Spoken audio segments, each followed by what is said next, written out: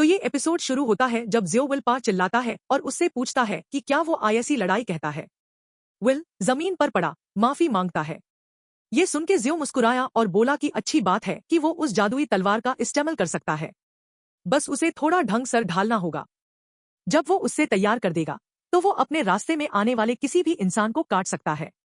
फिर वो चलते चलते बोला कि जब भी वो गिल्ड की ड्रिल्स खत्म करे उससे धुंधने आए ताकि वो साथ में प्रैक्टिस करें। अब से उसके दिन उसी के साथ खत्म होंगे। ये अनोखी खबर सुनके विल सोचने लगा कि अमागी एवंदर के साथ प्रैक्टिस करना बहुत कठिन है। फैक्शन की ट्रेनिंग पहले से ही इतनी मुश्किल है, अब ऊपर से जियो के साथ प्रैक्टिस के सेशंस भी जोड़ने पड़ेंगे। ये सब देख के मिली अजाजा बोली कि वो मान लेती है कि ये लड़का काफी मजबूत है, लेकिन आईएससी ग्रेट मेट जियो के साथ प्रैक्टिस करने का मौका क्यों मिला? ये बिल्कुल भी ठीक नहीं है। इसको सुनके ओल्गानो ओल्गिन ने कहा कि हाँ, वो जबरदस्त है। फिर उसने लहना की तरफ देखा और बोला कि लेकिन वो तो बिल्कुल उल्टी है, बिल्कुल ही बेकार। पहले ब्लूम के बाद से इतना टाइम हो गया है और वो अभी भी पीछे भागते जा रही है। कम से कम वो बाकी सदस्यों से बेहतर तो चल रही है। और इसको सुनके मिली अजाजा बोली कि वो बेट लगाती है कि ये भाग जाएगी और सीधी अपर इंस्टीट्यूट की तरफ निकल जाएगी, जैसे बाकी सब छोड़ने वाले निकले थे। फिर उसने लहना से कहा कि अगर वो साथ नहीं रह सकती तो यहाँ रहने का कोई फायदा नहीं। ये थंडर फैक्शन है, बाकी कोई भी फैक्शन इनके आगे टिक नहीं सकता। और इसको सुनके नंतू ने कहा कि ग्रेट मेट जियो सबसे ज्यादा टकटवार है, इसका मतलब उन्हें भी सबसे ज्यादा टकटवार बनाना होगा। ओवेन का घर कमजोर है, नाइट्स ऑफ थंडर के नाम पर यह कोई बात नहीं। फिर सीन बदलता है और मर्द लॉगॉन के स्नानघर में जब विल नहा रहा था तो वो सोच रहा था कि आज की पूरी दिन भर की नॉन स्टॉप ट्रेनिंग आखिरकार खत्म हो गई। ये थंडर फैक्शन के मेज तो मस्ताने हैं। नहीं, यूज पॉजिटिव सोचना चाहिए। वो मेहनत करने वे लोग हैं और इनका एक भी मेज शक के लायक नहीं लगता, कम से कम उससे नहीं लगता। लेकिन तब उसने पास में कुछ आवाज सुनी तो वो वहां चलते हुआ बोला कि शोर मचाने के लिए माफी चाहता है। उसने सोचा वो यहाँ अकेला है, लेकिन जब वो वहां पहुंचा तो उससे गहरी हैकानी लगी। लहना को वहां नंगा खड़ा देख उसने पूछा कि क्या उसे पता है कि ये मर्दाना स्नानघर है। लेकिन फिर उसने सुना कि वो धीमी आवाज में बोल रही है कि वो कुछ नहीं, सिर्फ एक रद्दी है, एक कायर है, एक असलियत में नाकाम इंसान है। वो ये सोचने की पागल थी कि वो कभी अपने परिवार की मदद कर सकती है। ये उन्हें मिलता है जब वो अपनी औकात को गलत समझते हैं। ये सुनके विल ने फिर से चीखा और पूछा कि क्या वो यूज सन रही है। वो नहीं जानता कि उसका दिमाग कहाँ है, लेकिन वो यहाँ बिल्कुल नहीं है। फिर वो अपने बेथिंग एरिया में वापस गया और एक टॉवेल उठाया। उसके बाद वो वापस आया और टॉवेल लहना पार फेंक दिया जिसे वो ढक गई। और ये करते वक्त उसने सुना कि वो बोल रही थी कि उसने अपनी दादी को नाकाम कर दिया है। लेकिन उसी वक्त उसने अपने जिस्म पर कुछ छूटा हुआ महसूस किया और इसे वो होश में आई। जब उसने पीछे देखा तो विल बोल रहा था कि वो नहीं देख रहा, उसने कुछ नहीं देखा, वो वादा करता है। ये देख के लहना हैरान हो गई और सोचने लगी, हाँ, क्या वो यहाँ क्यों है? इसी बीच एक तरफ लहना को कांपते देखकर विल ने उससे बताया कि वो बस ये कहना चाहता है कि वो रद्दी नहीं है, वो ना कायर है और ना ही उसकी तरह नाकाम है। वो एक जबरदस्त मेज है और एक आदर्श नाइट है, कोई जिस पर वो भरोसा करता है और जिसे वो इज्जत देता है। यूज खुद पर यकीन करना चाहिए, वरना वो नहीं जानता। शायद उन्हें ये बातचीत कहीं और जाके करनी चाहिए और पूछा कि क्या वो ठीक है इसके साथ। फिर सीन विल के कमरे में शिफ्ट होता है, जहां लहना बोली कि वो माफी मांगती है, लगता है वो एक रद्दी और बहुरमती इंसान है। ये सुनके विल ने बोला कि अब और माफी नहीं, ठीक है, उसे बस वापस नॉर्मल हो जाना चाहिए, प्लीज। ये सुनके लहना ने कहा कि वो सोच भी नहीं सकती कि उसकी प्यारी दादी कितनी निराश होगी अगर उन्हें पता चले कि वो कैसी हरकतें करती रही है। इसको सुनके विल ने पूछा कि उसकी दादी उसका जिंदगी में कोई खास इंसान है क्या? और इसको सुनके लहना ने कहा कि वो एक ही इंसान है उसके परिवार में जिन्होंने कभी उसके ऊपर यकीन किया। इसको सुनके विल ने पूछा कि इसका क्या मतलब है? ये सुनके लहना ने अपनी आंख दिखाई और बोली कि क्या वो देख सकता है कि उसकी आंखें नीली है। उसके घर में नीली आंखें कमजोरी की निशानी मानी जाती है। इतिहास के साहसी नाइट्स में से एक दुआ का खून उनके परिवार में दौड़ रहा है, तो सबकी आंखें बिजली के रंग की है, सिर्फ उसकी नहीं। जैसे वो देख सकता है, ये उसके बचपन से ही एक तकलीफ का मुद्दा रही है। उनके घर के लोगों की जिंदगी छोटी होती है। उसकी बहादुर बहन भी अलग नहीं थी। वो 10 साल पहले अपने साथियों की हिफाजत करते करते मर गई। फिर उसने बताया कि जब उसने अपने माँ बाप से कहा कि उन्हें घर की तरफ से खुद को पेश करने दो और वो उनकी जगह खड़ा रहेगी, तो उनके माँ बाप ने कहा कि बस, कोई जरूरत नहीं। बाद में उसी दिन अपने कमरे में लहना उदास बैठकर सोच रही थी कि कोई उसे नहीं मानता। लेकिन तब उसकी दादी आई और उसपे एक किताब पढ़ने लगी, एक ऐसी शानदार नाइट की कहानी के बारे में जिसकी आंखें बिल्कुल उसकी तरह थी, जिसे राउच कहते थे। और साथ में बताया कि ऐसे आंखें होना महज एक इत्तेफाक नहीं। ये सुनके विल ने पूछा कि क्या वो वही राउच है जो राउच द नाइट की कहानी में है। इसको सुनके उसने पूछा कि क्या उसने इसके बारे में सुना है। यूज अजीब लगा। ये कोई मशहूर किताब नहीं है। ये सुनके विल मुस्कुराया और बोला कि एल्फिस को बचपन से ही किताबें पढ़ना बहुत पसंद था। उसने बहुत सारी किताबें पढ़ी है, जैसे दी एडवेंचर्स ऑफ डेमना और बहुत सारी दूसरी कहानियां। अगर दोनों मिले तो वो बेट लगाता है कि वो बहुत अच्छे दोस्त बनेंगे। और इसको सुनके लहना बोली कि लगता है एल्बस वेना और उसमें कुछ सामंथा है। उसने भी बचपन में नाइट्स की बहुत सारी कहानियां पढ़ी थी, लेकिन राउच की कहानी ने उसे सबसे ज्यादा अपनी तरफ खींचा। रियोज कमजोर था, लेकिन अपनी समझ और अकल से दूसरों की, जिसमें राजकुमारी भी शामिल थी, हिफाजत करता था। रियोज की कहानी उसके बचपन के सबसे बड़े खजानों में से एक थी। उसकी दादी ने उसे बचाया और उसे एक ऐसे नाइट की तस्वीर दी जिस जैसी वो बनना चाहती थी। रियोज हाय वो था जिस जैसी वो बनना चाहती थी। यूज कुछ पकड़े देखके विल ने पूछा कि ये क्या है। इसको सुनके उसने बताया कि ये एक मिसेरिकॉर्ड ऑफ कोवेनेंट है। ये एक तावीज है जो एक नाइट को सुकून देता है। जो लोग ये नाम रखते हैं वो इसमें जादुई ऊर्जा भरते हैं ताकि वो इज्जत के साथ अपना नाइट का वादा पूरा कर सके। बस आईएससी जानना चाहिए। उसने सोचा था कि आईएससी इस्तेमाल करेगी अगर वो ग्रैंड ड्यूक के साथ उनकी लड़ाई के दौरान नहीं उठा। ये सुनके विल ने पूछा कि सच में, और सोचने लगा कि लगता है लहना अपने खुद के अंदर के दैत्यों से लड़ रही है। अपने परिवार की उसके बारे में कम तारीफ वाली राय के बावजूद लॉग यूज मिस परफेक्ट कहते हैं। ये यूएसकेजेड मेहनत का सच्चा सबूत है। फिर उसने लहना से पूछा कि ट्रेनिंग में दौड़ते वक्त वो कैसा महसूस करती है। इसको सुनके उसने पूछा कि इसका क्या मतलब है। वो अपनी पूरी जिस्मानी और जादुई ताकत लगाकर जितना हो सके उतनी तेज दौड़ती है। इसको सुनके विल ने बोला कि अगली बार यूज आईएससी थोड़ा कम करना चाहिए। उसने देखा था कि सीनियर मेजर्स कैसे डोट है और उसने नोटिस किया कि उनमें से कोई भी लगातार जादू नहीं चला रहा होता। वो जितना हो सके उतना कम, लेकिन पूरी कुशलता के साथ इस्तेमाल करते हैं। यूज लगता है कि ये बिमैटलैब दौड़ना उन्हें तोड़ने के लिए है। वो असल में देखना चाहते हैं कि टूटने के बाद वो क्या करते हैं। क्या वो भागेंगे? क्या वो हार मानेंगे? या वो किसी कहानी के बहादुर नाइट की तरह उठे खड़े होंगे? बिना किसी कॉम्प्रोमाइज के मेहनत खुद बोलती है और वो कभी झूठ नहीं बोलती। वो जानता है कि उसमें वो ताकत है, और अगर वो बुरा ना माने तो उसे उसकी नीली आंखें बहुत अच्छी लगती है। वो रतन की तरह चमकती है। ये सुनके लहना ने उसका हाथ थम लिया और उससे याद आया कि उसने यही बात उसके पहले मोहब्बत ने भी कही थी। फिर सीन अगली सुबह ट्रेनिंग ग्राउंड्स पर शिफ्ट होता है। गिल लहना पर चिल्ला रहा था कि वो फिर से पीछे रह गई है। वो इस फैक्शन की नाक कटवा रही है, लिटिल मिस नाइट। ये सुनके ओल्गनल ओल्जन ने कहा कि ये लड़की एकदम बेकार है। जबकि मिलियाजाजा बोली कि लगता है किसी को आज फिर से यातना झेलनी पड़ेगी। लेकिन उसी वक्त लहना अपनी जगह से गायब हो गई और अचानक उनके पास पहुंच गई, और इसे सब हैरान हो गए। मिलियाजाजा ने पूछा कि वो इतनी जल्दी इन तक कैसे पहुंची। नंतू ने कहा कि वो जल्द ही फिर से पीछे रह जाएगी। कुछ पाल बाद ओल्गनल ओल्जन ने कहा कि लेकिन वो हर मोड़ के बाद वापस उनके पास आ जाती है। उसने इतनी तेजी कहाँ से लाई? इसी बीच लहना सोच रही थी कि उसके पास उनके जितनी जादुई ऊर्जा नहीं है और वो इस तेजी को उनके जितनी देर तक नहीं बरकरार रख सकती। लेकिन वो खुद को एक वक्ती बूस्ट दे सकती है, बस इतना कि वो पकड़ सके। वो थंडर फैक्शन की नाइट है, एक ओएनजो। वो खुद को पीछे नहीं रहने देगी।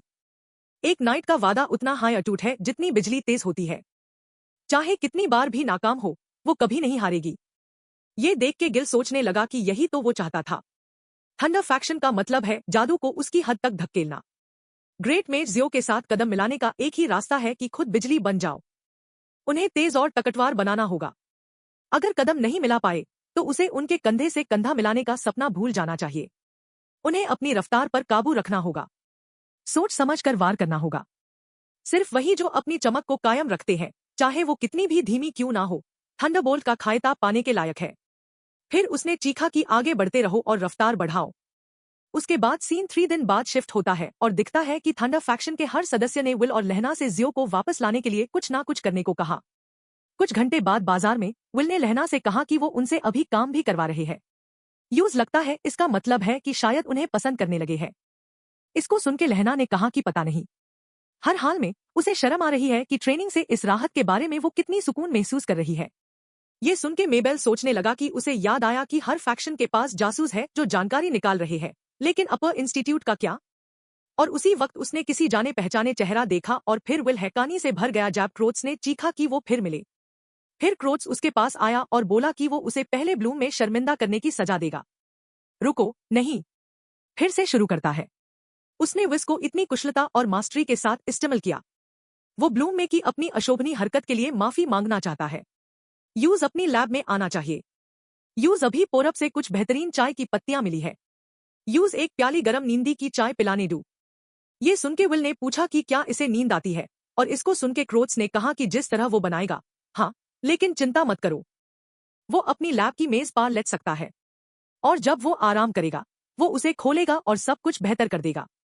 ये सुनके चार्ल्स ने क्रोथ्स से कहा कि अगर वो जो चाहता है उससे छुपाने की कोशिश कर रहा है तो वो काम नहीं कर रहा, और उससे खींचते हुए बोला कि उन्हें जाना चाहिए, पहले वो खुद को और ज्यादा जाहिर कर दे। खींचे जाते हुए क्रोथ्स ने चार्ल्स से कहा कि वो और टावर के दूसरे बेवकूफ अपना दिमाग खो चुके हैं अगर उन्हें लगता है कि इस नमूने को बिना अध्ययन के रहने देना सही है। प्रगति के रास्ते में कुर्बानियां देनी पड़ती है। लेकिन उसी वक्त लहना ने उसे चीखा और कहा कि विल से दूर रहो और ये कि वो एक दीवाना है। फिर उसने अपने जिस्म से विल को धक्का देते ह्यू क्रोथ्स से बोला कि अगर उसने एक उंगली भी विल पार उठाई तो वो खुद ये बात ग्रेट मेज जियो को बता देगी। ये सुनके क्रोथ्स चीखा कि गुस्ताख लड़की, क्या यूज टावर की एक ऊंची मेज होने का कोई मान नहीं? इसको सुनके उसने कहा कि नहीं। असल में उसकी इज्जत एक मुद्दत पहले हाई टूट चुकी है, लेकिन उसे विल की हिफाजत के लिए इज्जत की जरूरत नहीं। और इसके बाद चार्ल्स ने क्रोथ्स को खींच लिया और बोला कि अब भागना चाहिए।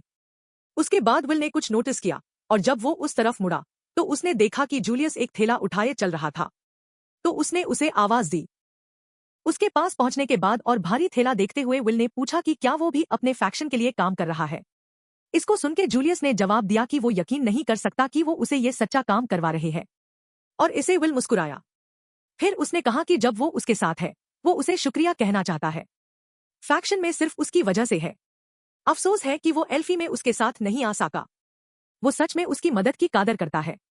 ये सुनके जूलियस ने कहा कि अगर वो शुक्रिया अदा करना चाहता है तो उसके लिए कुछ करे। अगली बार जब वो अल्फेरिया की मौजूदगी में हो तो वो उसकी तारीफ करे और उसका अच्छा इम्प्रेस बनाए। और इसे विल मुस्कुराया और बोला कि वो एक बेहतरीन वारिस बनेगा।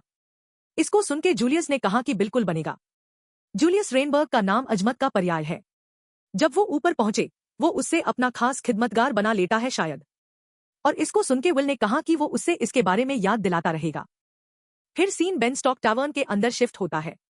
फिर कॉलेट ने कहा कि एक पूरा हफ्ता हो गया है जब से उन्होंने ये हुक्म पाया और पूछा कि सब कैसे है। इसको सुनके उन्होंने यूनिसन में जवाब दिया कि वो सब दम तोड़ चुके हैं। उसके बाद कॉलेट ने कहा कि लगता है हर फैक्शन अपने तरीके से कठिन है। और इसको सुनके विल ने पूछा कि वो कैसी है, जिस पर उसने जवाब दिया कि जिस्मानी तौर पर वो ठीक है, जज्बाती तौर पर बेहतर हो सकती थी। फिर विग्नल ने पूछा कि क्या वो पूछ सकता है कि उन्होंने इस गंदे टावर्न को इजलास की जगह क्यों चुना। लेकिन उसी वक्त एक बौना उसने एक छोटा सा टॉवेल उसकी तरफ फेंक दिया और बोला कि अगर आईएससी इस टावर्न से कोई मसला है तो कोई नहीं रोक रहा, बस जाने से पहले पैसे देता जाए। और जब वो कुछ कहने की कोशिश कर रहा था कॉलेट बीच में आई और कहा कि रुके। उन्हें एक ऐसी जगह चाहिए थी जहां अपनी मुलाकात अपने फैक्शन के सीनियर मेजर से छुपाए रख सके। ये सुनके विग्नल ने कहा कि अगर विल नहीं होता वो कभी इस गंदे अड्डे पर कदम नहीं रखता। और इसको सुनके थियोन ने कहा, और इसीलिए इन्होंने आईएससी चुना। कोई मेज या एल्फ अपनी मर्जी से इस बेकार जगह पर नहीं आएगा। फिर लहना ने कहा कि ठीक है, अब वो जानकारी साझा करें जो उन्हें मिली है। जहां तक वो बता सकती है थंडर फैक्शन में कोई शक वाली मेज नहीं है। कॉलेट ने कहा कि अर्थ फैक्शन के रिकॉर्ड्स में भी कुछ अजीब नहीं मिला। थियोन ने कहा कि उसने लीरल और गॉर्डन पर जासूसी का काम छोड़ दिया है। ग्रेट सेडिस्ट कीरियोस यूज इतना ताक रहा है कि जासूसी तो उसकी सबसे छोटी चिंता है। फिर विग्नल ने कहा कि एल्व्स कभी इतना विश्वासघात नहीं करेंगे, और ये भी जोधा की जूलियस लेट लग रहा है। और हवा और अंधेरे फैक्शन से खबर का क्या? ये सवाल सुनके कॉलेट ने कहा कि उसने कुछ प्रतिनिधियों से उन्हें साथ लाने को कहा है, वो जल्द आ जाएंगे। और जैसे ही उसने कहा डूमेज टावर्न में दाखिल हुए और बोले कि माफी चाहते हैं, कुछ देर हो गई।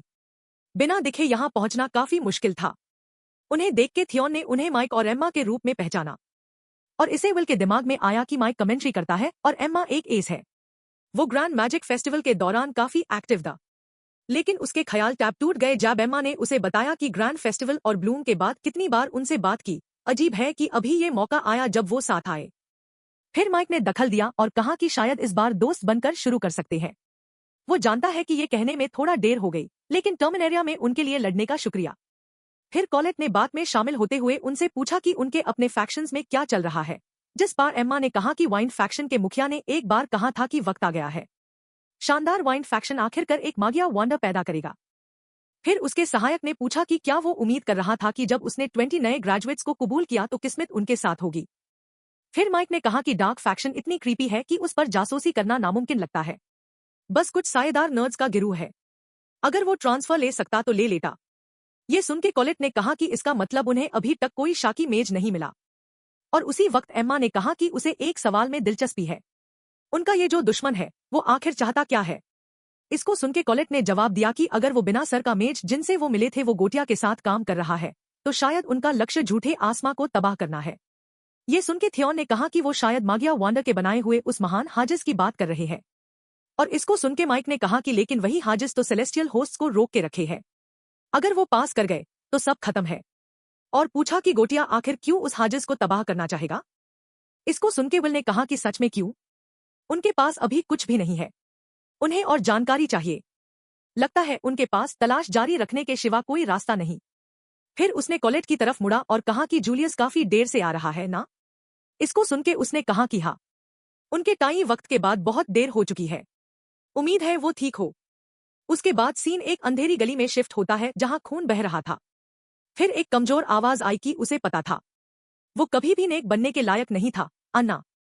और वहां जूलियस पड़ा था अपनी छाती में एक गहरे जख्म के साथ।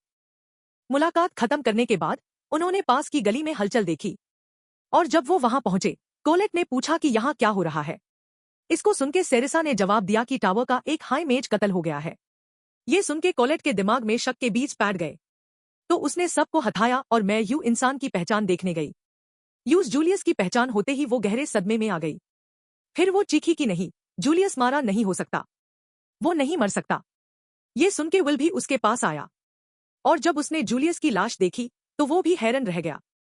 फिर उसने उसके पास जाने की कोशिश की लेकिन उसी वक्त एक हाई मेज ने उसका कंधा थामा और पूछा कि वो क्या सोच रहा है। यूज डोर जाना चाहिए। ये आइस फैक्शन का मामला है। अगर इसका इससे कोई लेना देना नहीं है तो आईएससी यहां से हाथों। उसके बाद उसने अपने साथियों से कहा कि आसपास के ब्लॉक बैन करो और दरवाजे बंद करो। उन्हें पता करना है कि ये किसने किया। उसके बाद विल अपने दोस्तों के पास वापस आया जो सोच रहे थे कि क्या ये गोएशिया का काम था। फिर सीन सेंट वायोला के स्कोर में शिफ्ट होता है जहां कॉलेट रोट यू बोल रही थी कि ये सब उसकी गलती है। अगर उसने गिनास में मिलने का सुझाव ना दिया होता तो जूलियस अभी भी होता। लेकिन एम्मा ने उसके बीच में आकर बोला कि रुको, यूज अपने आप को उस चीज के लिए दोषी नहीं ठहराना चाहिए जो जूलियस के साथ हुआ। फिर लायला ने उसे कुछ दिया और बोला कि आईएससी इस्तेमाल करो। इसी बीच विग्नल ने कहा कि अगर गोएशिया जिम्मेदार है तो वो जूलियस के पीछे क्यों पड़े।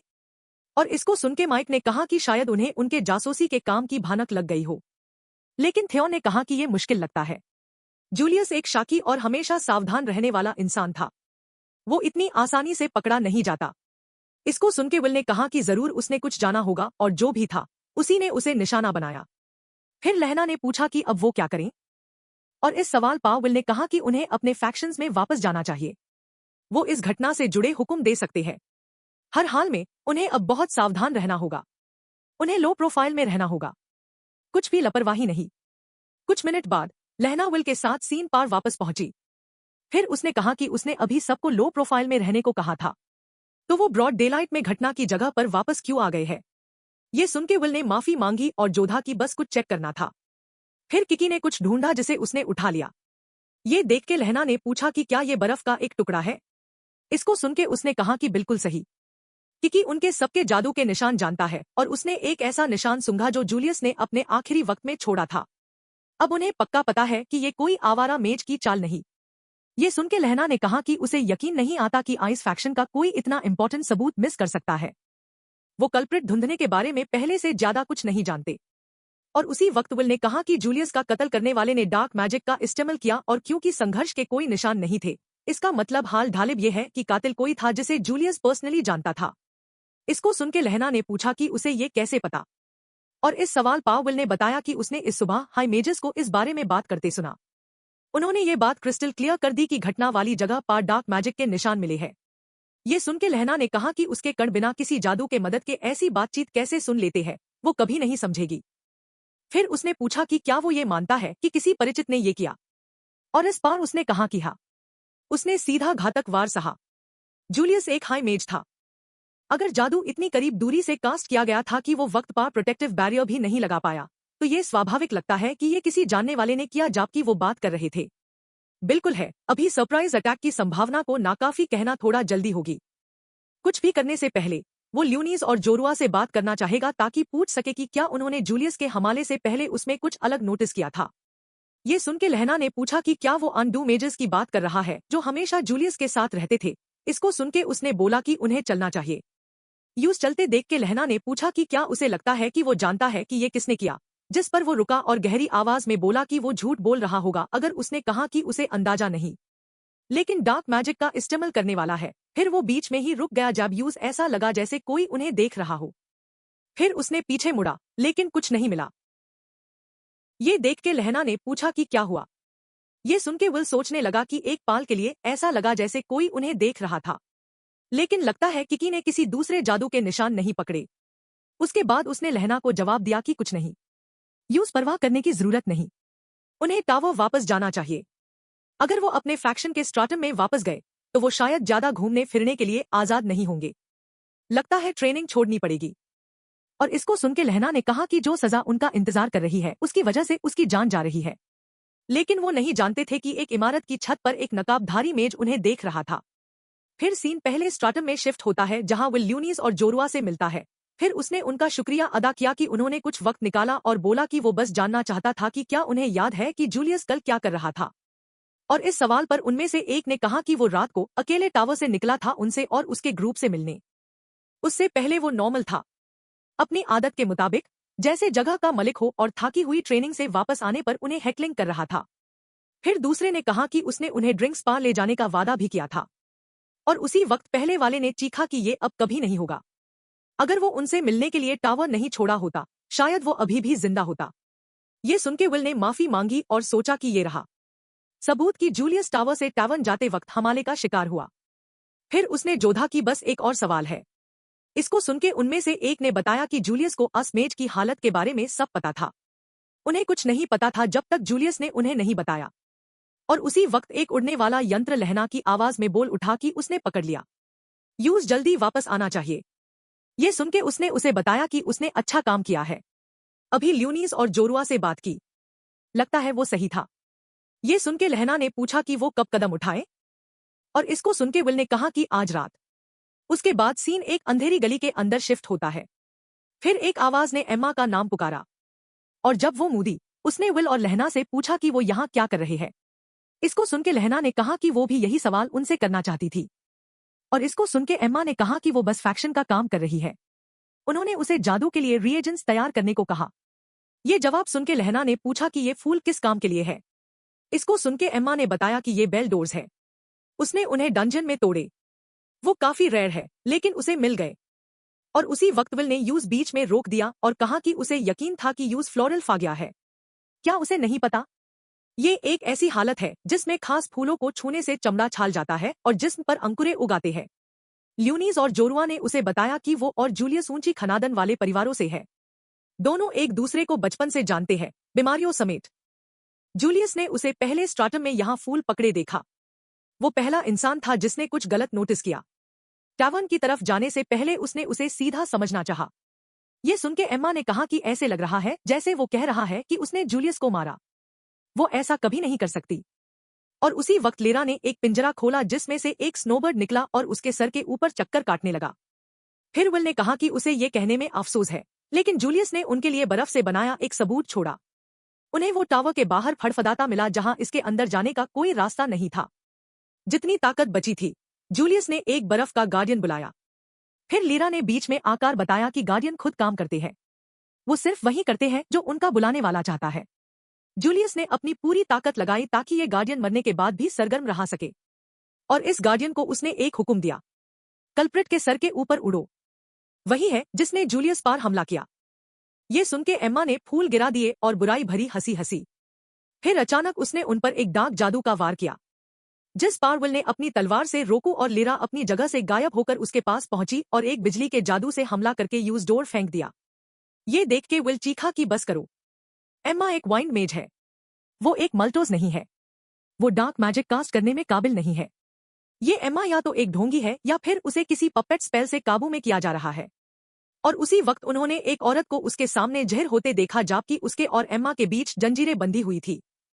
फिर इस डार्क विच ने विल और लाइला पर चीखा कि पकड़ लिया उन्हें। अच्छा तो अब आइए उनकी तरफ। ये दोनों बहुत प्यारे पेट्स बनेंगे। सब्सक्राइब और लाइक करना मत भूलो ताकि इस यूट्यूब चैनल को सपोर्ट कर सको।